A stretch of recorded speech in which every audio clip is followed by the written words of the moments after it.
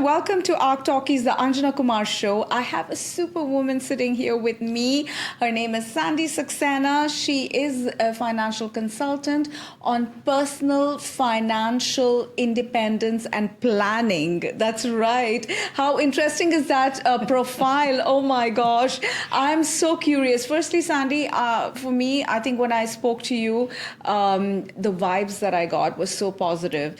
And coming from a woman, I'm not sure if I can reveal your age on this podcast, but when I heard about how old you were and how you believe in the importance of money, saving, and finance, it just struck me. And I'm so happy that you're here on board.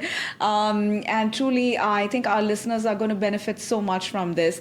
So today we are, of course, talking about the intent and purpose of saving. Right. So do you want to start off firstly by telling about how it all started for you? Because I know you said that you started your financial planning late in life. Yes. And it's been a truly successful journey for you. So please tell us about that.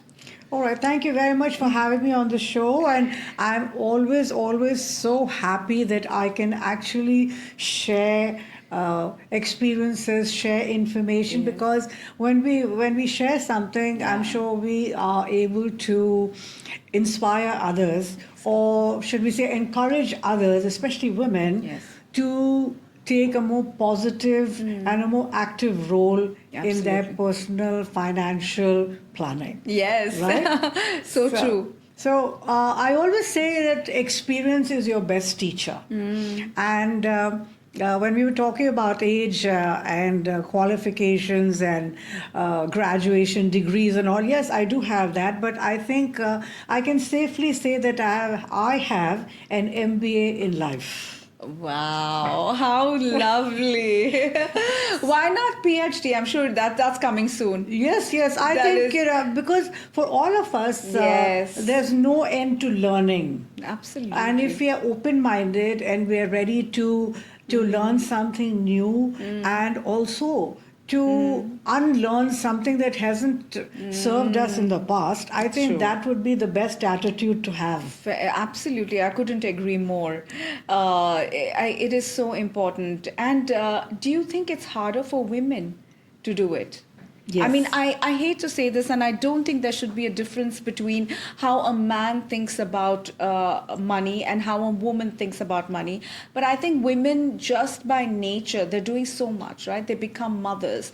They're multitasking, and it is a lot that women are doing. And perhaps for us to expect also for women also to be financially, prudent and wise, it can be a little bit of a long shot there. Okay. So when we're talking about the multitasking of women, I want to ask the audience, as a woman, do you spend money? Do you budget and say, well, my household budget will be this, and I'll have so much money left that I can spend? Because a lot of us always look upon money as something to spend. Yes. But if you look up at the meaning of the word spend, it means to use up. Yes. Right? True. So what do we do every month? True. We use up money. Yes. And that's fine. Yes. We need to use money, right? Yes. Because money is a tool that buys us what we want. Right. Exactly. But, you talked a little bit about how generally a woman is quite overwhelmed with a lot of so-called responsibilities put on her by society. Yes. Right? Yes. I would like to just say this, that one's attitude to money starts when we are very, very young. And from a psychological point of view, our personalities are formed by the time we're 6 years old, right? So when I'm doing my presentations and workshops with women and with men, I always ask this one question. What are the money messages that you got when you were growing up? Right. Number one, who was in charge of the money, right? Generally, it was dad who went out to work, and he was the one who brought the money home. Even if the mom was a working woman, she generally took perhaps a slightly one step behind because she had other things to do. But if you grew up in a household where the dad was the boss, and the mom listened to what dad said and carried out his so-called instructions or guidance or whatever, you had many times you'd have these conversations. For example, I remember, and I'm sure a lot of the people listening will remember, it's like money doesn't grow on trees. Yes. Right? How many times have we told that by my mom? And also the other one was if a person from a slightly richer household had this, it was like, well, they can afford it. We have to be careful. We have to, budget and whatever. So there were a lot of things that sit in our mind. But I think one of the most important things is this. A lot of women, even today, who maybe are not working, but they save money on the quiet. Right? Yes. And then they sort of spoil themselves by going to the salon, and also many of them have these things called kitty parties. You have heard of that, right? And so they're very happy. They can actually have the discipline to save X amount of dirhams or dollars or whatever currency, and then they'll put it into this kitty, and then they get the whatever whenever their name comes out. And what do? They dream of buying something that they've set their heart on. Right? And many times husband doesn't know about it. Right? So when a child grows up looking at this, like mom never said this, but I know she has it in her cupboard, and some things are not talked in front of dad. These are messages that sit in our subconscious. Right? And then we automatically start behaving like that and doing things like that. So I have this workshop that I attended some time ago, and it talks about the various excuses that women use not to plan. And one of the most important ones is money is too complicated for me to understand.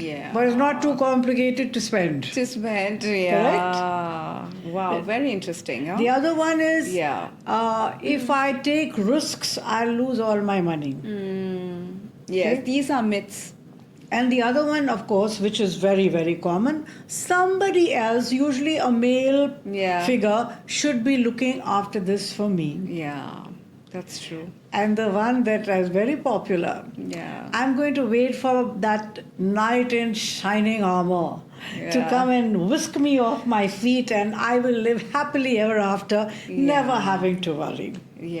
But more important nowadays, a lot of women work, right?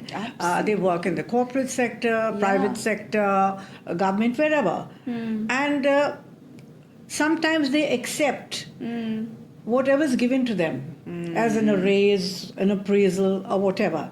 Although they know that they are far more capable of more money. Right? And they are always scared to ask. Because if I appear pushy or aggressive, then I will antagonize others. So I just keep quiet. Right? That's our empathetics sense that always crops up. That we're more concerned about what other people think about us or our situation. Which is not always right. So when I started out, you were asking this question, right? When I started out, I was 44 years old. Wow. I couldn't write a CV because I'd never worked in my life. Until then, you were a happy married woman. I was this really la-di-da, lady who went on fabulous holidays and never thought about budgeting, nothing like that. Although both my husband and I came from very humble backgrounds. And for many, many years, we were always into budgeting. But when you get a lot of money and you live that lifestyle for like 10 years, 15, 20 years, you think this will never end. right? Yeah, yeah. And so, all Absolutely. those things, being frugal and careful and thinking twice before spending, just go out of the window. Yeah, it does. So, It does. what was I Yeah. when this financial crisis struck? Yeah. I was like Snow White in the passenger seat of my life, Okay. while somebody else was in charge. Somebody Right. else was the driver. Yeah. Right? Right. And when our luxury lifestyle, which was the car, came to a rude halt and I woke up, I still looked at somebody else to sort out the problem. Wow. Right? Yes. But It's beautiful. is that possible? And Yeah. let me ask you this. You've been through so much in life, you've interviewed so many people, right? Yeah. Is it really fair to put your welfare and responsibility on somebody else No. and expect them to do everything? Absolutely. I'm in the stage of my life where now I know I have to be very responsible for my own finances, especially as every day passes by. I just feel that need for responsibility even more. Like I have to be more responsible and mindful of my spending. Yes. Yeah. It's actually common sense. It is. Yeah, but we all know it's not very common, right? Yeah, unfortunately so. So, what I'd like to share, if you don't mind. Yes. Right, is when I started out and I decided to get a job, number one, I couldn't write a CV. Wow. Because there was nothing to write. Wow. Right? And although I had a couple of friends who said, okay, you can go and see this HR manager or somebody, what was the response? Yeah. You're a middle-aged woman. Yeah. What exactly can you do? And we don't have time to teach you. Yeah. So number one, as you grow older, the perception is that you can't learn. Yeah. And number two, you can't retain. That's which true. is, I think, that's another myth and misconception, but that is a fear among women. Yes, the fear of not being able to learn a new skill or perform in the right manner so as to be able to be abundant. That fear of abundance is so massive. I was rejected many times, and sometimes people were not very kind, but the first thing I learned is you have to have a thick skin. Yes. And you cannot let every negative response dictate how you feel. That is true. Yeah. So I do this presentation called Intent and Purpose, and my intent was very clear. I have to get a job. Not True. what kind of job or whatever. And I'm not a very religious person, but I'm quite spiritual. So my prayer to the universe was, open one door for me. Not what kind of door, just open one door for me. And every time there was a no, I never changed my prayer. Oh. It was still open one door for me.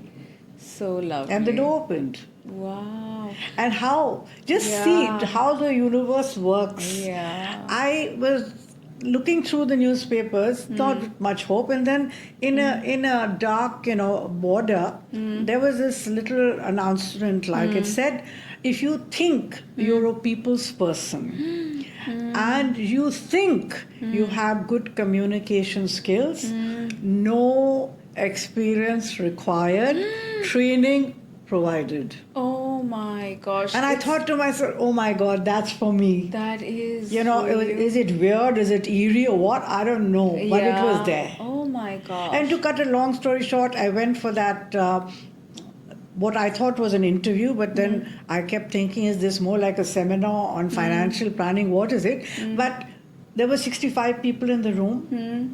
8 were shortlisted and I was one of them. Oh my gosh. And I was overjoyed, absolutely overjoyed. And when my boss, he's still my boss, he was all of 29 and I was 45 at that time. And he said, we think you have the qualities, not the qualifications, the qualities. Correct. To be a good salesperson. And I was so happy. And I said, my first question was, what's my salary going to be? Because that was the whole purpose. That was the whole purpose. And he said, there's no salary. And my heart sank. Of course. And I said, you know what, I can't take this. I can't take this job. And he said, why? I said, because I need a salary, I've got bills to pay, I've got this and that. And that was then the next lesson I learned. He says, you know what, I'm giving you an opportunity of unlimited earned income. And you are wanting a salary. Okay, that's very interesting.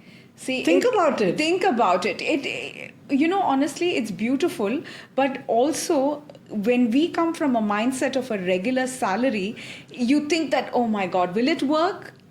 Those doubts are there. Yes. But it is, compared to a limited salary to something unlimited earning, Yeah. So then when that was the first thing that I said, oh yeah, this is there. And then he said, think about it. You put in X number of hours. Yeah. Okay. You meet schedules. You meet deadlines. You meet everything. But who gets the maximum fruits of your labor? Right.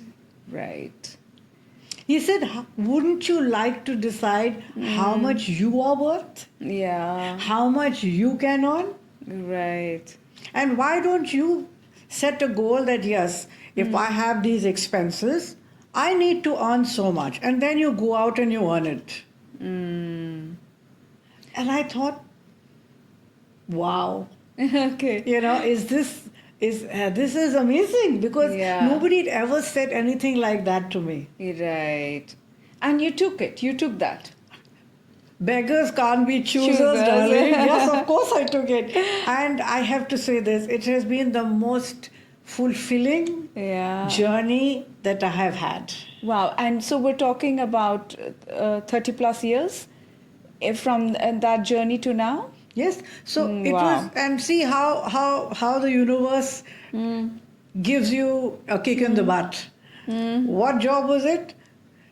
A personal financial planning consultant. Oh, personal financial planning consultant. Right? Right. Okay, so I said, okay. Imagine. It's like such an irony of, what your situation was and what your role was going to be. Yes. And so I started out on that fabulous journey. And along the way, again, this is something, there's no age or stage where you cannot study and learn something new. So I got certified, and I have now 3 certifications in financial planning, in insurance, in investments from the Chartered Institute of Insurers in the UK. Lovely. Yeah. So again, Beautiful. It was all after the age of 45. Yeah. Yes. So it can happen. It can happen, and where there is a will, there is a way. So well put, my dear, so well put. So I'm happy to say that not only did I help my husband get out of all the debt, all the money that we owed people who had helped us, but I was able to actually finance my daughter's entire college education. Wow. And where did she study? In the US. Wow, amazing. And we all know for an international student, US college fees are not cheap at all. Not at all. Yeah, well done. And you did that single-handedly as a woman. So the message really here is that as we are talking in our episodes this month on financial planning, that there are no limitations just because you're a woman, just because you may be a homemaker. There's no limitation that you cannot earn money and be abundant. And also on this note, Sandi, I think it's so important, right, for women. So I want to actually quote what Priyanka Chopra said. Yes. And it keeps coming on my Instagram, because I'm a big fan of Priyanka Chopra. She's truly an example of a woman of courage. And she says that it doesn't matter who your father is. It doesn't matter who your brother is. It doesn't matter who your son is. You, as a woman, have to be independent. A woman has to be independent irrespective of the name she carries, irrespective of who her father is, who her brother is, who her son is, who her husband is. A woman should be independent. Very true, and I think she is an inspiration to many women because Yes. she's done so much on her own. Yes, absolutely. And so you have done that for yourself and for your family as well. So is there one message that you would like to give to the women? What would you like to tell them? I think the most important message is whether you're a housewife, whether you're a person who is starting out, whether you're in business, whatever. The principle should be pay yourself first. You are the most important person in your life. Yeah, that is very, very beautifully said. So, on this, pay yourself first. Can you give us examples on how they can do it? Okay, so when I do my counseling sessions, presentations, one-on-ones, meeting prospects before they become clients, I always ask them, tell me a little bit about your lifestyle. Because everybody wants their own lifestyle, right? Who am I to tell them how to have their lifestyle? My objective is always, how can you enjoy your lifestyle? Right? You may be enjoying certain things, right? I may be, the people watching us today could be enjoying. Absolutely. So, all your financial planning and your thinking should be based on that. Yes. What is your lifestyle? Then I asked them, I said, okay, fine. How do you save money? Or why don't you put so much money aside? And it was very interesting. I was doing this presentation and this gentleman said to me, he started, he seemed a little irritated by my, conversation that I was having with the rest of the group. And he said to me, excuse me, madam, what do you know? You're talking about saving, but at the end of the month, there's hardly anything left. So what is this you're talking about? Put away so much money, put away. It's not possible. So I understood where he was coming from, and most probably he was under stress. Of course, right? exactly. A lot of people, judgment and thinking is clouded when they're under stress. And that is, I understand that. We all go through it. And I just said, okay, if you don't mind, can you do a bit of a role play with me? And this is very important to understand. Okay, so you have a job. He said, yes. I said, okay, if you were to go into your office tomorrow and you were called by your boss and your boss said to you, listen, we're having a bit of a problem, we're having to cut down on staff, things are not going well, so you have two options. You can have a job, but you'll have to take a 10% cut. You let me know what you would like to do. You're a good worker, blah, blah. So I asked him, I said, and you go home and what do you think you'd do? I asked him, what do you think you'd do? He says, well, I need the income, so I'll keep the job. I said, well, you'll take a 10% cut. He says, yeah, we'll adjust. Family will just have to adjust. We'll have to make changes, all of that. I said, okay, that's wonderful. And I'm sure everybody will adjust and you will still manage. Of course, we don't have a choice. I said, okay, fine. So if somebody else cuts your salary by 10%, you're happy to make changes in your life to adjust to living on a lower income. See? Correct? That's the thing. But if I'm asking you to voluntarily put 10% of your income in a place where you cannot touch, but it can grow and beat inflation and continue to grow to create a nest egg for you, a safety net for you, a whole lump sum of money for education, for retirement, for anything. You're telling me you can't do it. And what did he say for that? He didn't know what to say. Yeah, true. So sometimes it's about being practical and keeping the emotion aside and a little bit of risk, and also going out of your comfort zone. We all get comfortable in whether our investment module or our monthly outflow of expenses, we get comfortable in that. So sometimes it's important to take that little bit of risk and get out of that comfort zone. Absolutely. So I always say this, it's a very simple principle, and I always tell parents you should teach your children this when they're young. It's the 3 S's. Okay, first is save. Correct. Then is share. Right. Then is spend. Okay. All right. So when I say save, I want you to save money in a place that you cannot access it. That's why the systematic savings plans. Exactly. Because you can't touch it yes. for long. Okay. Then sharing is an important thing because we all live in the whole world is a community. Yeah. And if we instill this thing about sharing a little small amount even for children, for us as grown-ups, that brings blessings. Of course. Right? Of course. And then, of course, you have 70% or 80% to spend. Please do so. True. I know, that's so true. Is there a thumb rule on this income versus spend? Like, as an example, I think in this part of the world, most youngsters, I think the biggest expense would be rent. And for those with young families, it would be education. So how does one classify, like a monthly income, how much should one put aside? Is there a percentage 10%. formula? 10% for rent? 10% as you're saving.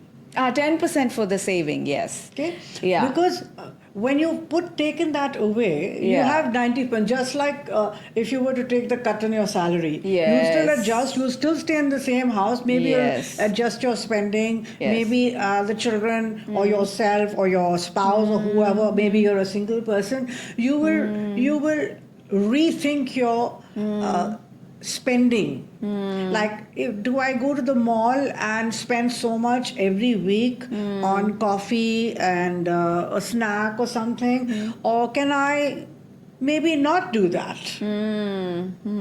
Okay.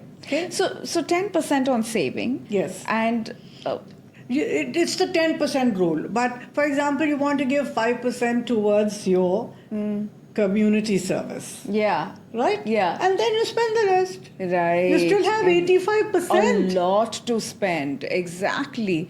It is a lot to spend. That's fantastic. Yeah. So this is something because most people don't like the word budget. Yes. And we just spoke about the importance of budgeting in our previous episode, actually. Yeah.